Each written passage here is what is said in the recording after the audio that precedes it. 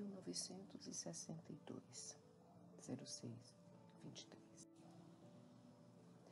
Entrei naquele lugar em busca de algo que ocupasse meu tempo, me trouxesse um sentido, me instigasse a prosseguir.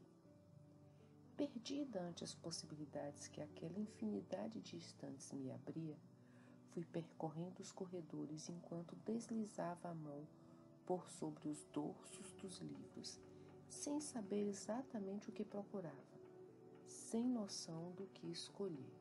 Vez por outra, parava para ler um título ou outro, o que não ajudava muito, porque os dorsos só exibiam datas, dia, mês e ano, nada mais. Penso comigo, como pode alguém escolher o que ler baseado apenas numa data?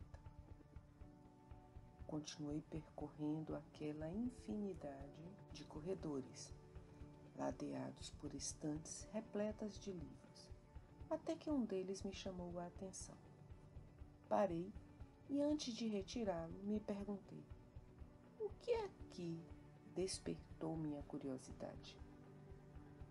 Fiquei um tempo ali, meio que paralisada, sem entender por que aquele volume atraíra minha atenção. Afinal, ele era exatamente como qualquer um dos outros. Um dorso liso com uma data impressa. Não havia nada de especial nele. E já que não encontrei o que, nem o porquê, meio que indiferente, o retirei da estante.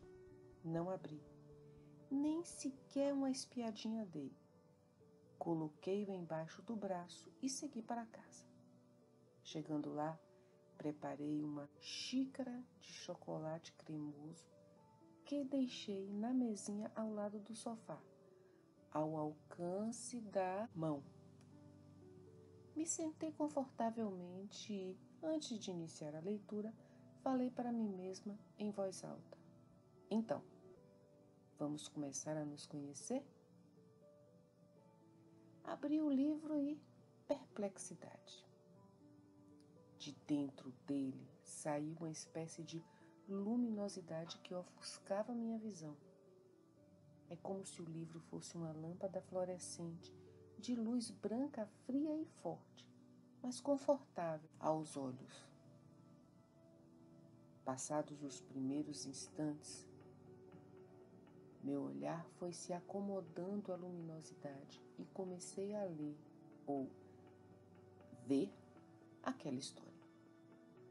Não era uma leitura tradicional, com letras para percorrer e seguir decifrando um código de linguagem.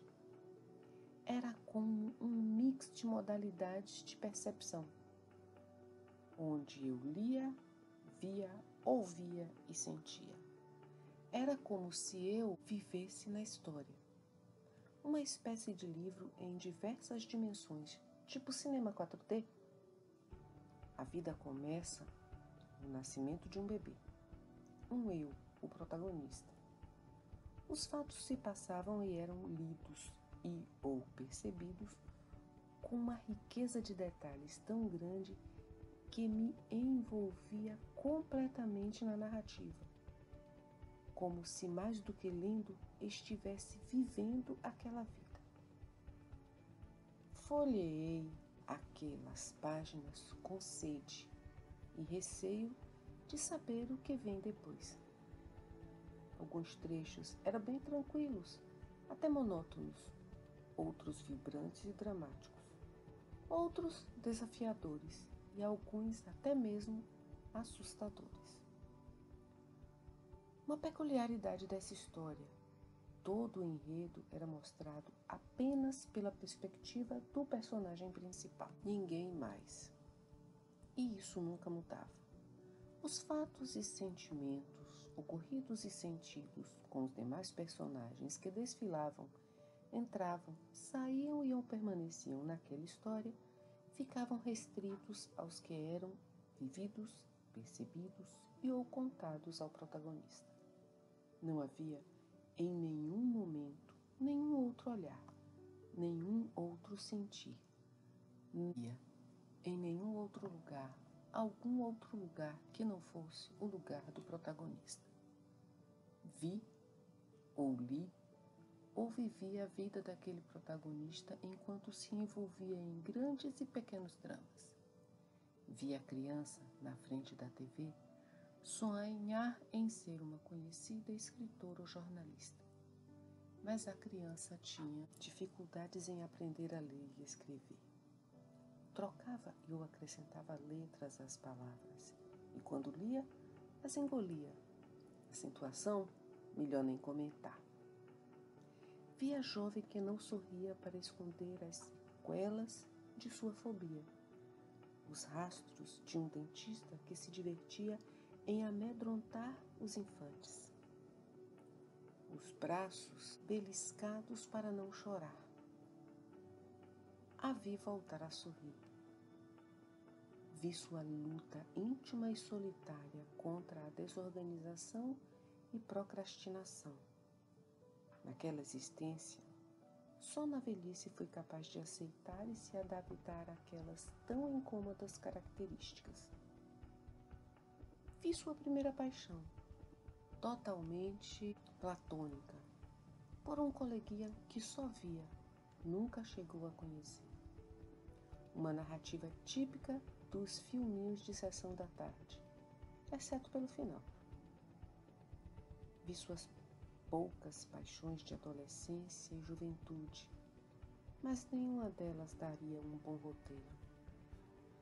Vi a mulher encontrar o amor, aquele que vai chegando de mansinho, aos pouquinhos, e se instala por inteiro, sem invadir, aquele que segue junto porque os dois querem ir. Aí sim, daria uma bela comédia romântica. Vi a certeza juvenil do não nasci para ser mãe se transformar num desejo intenso de o ser. Vi a plenitude da alegria na chegada do desejado, esperado e planejado bebê. Vi coisas outras que são só dela e que não vou contar aqui. Vi a senhora superar alguns padrões de comportamento que a arrastou pela vida inteira e se acolheu. Vi a menina da TV voltar a escrever, agora acompanhada do bom e novo dicionário online. E vi muito mais, mas o final não irei contar. Ah, não, spoiler não. Quando fechei o livro, percebi que o chocolate continuava ao lado, intocado, como se o tempo não tivesse passado. Voltei à biblioteca para devolver o livro, um livro que vivi. Nesse retorno, voltei o olhar para olhar os demais livros nas estantes e atentei para as datas escritas nos dorsos. Eram datas do passado e do futuro, embora não consiga precisar bem qual é qual, porque vivo agora num tempo sem tempo, um tempo não específico, um tempo fora do tempo da matéria. O livro que li tinha na lombada 1962.06.23. Muitos outros livros tinham essa mesma data. Por que escolhi exatamente este? E agora, vou poder ler outros livros? Será que posso escolher qualquer data? Se quando abri o livro a luz me ofuscou, será que o livro já estava escrito ou foi sendo escrito à medida que ia sendo lido?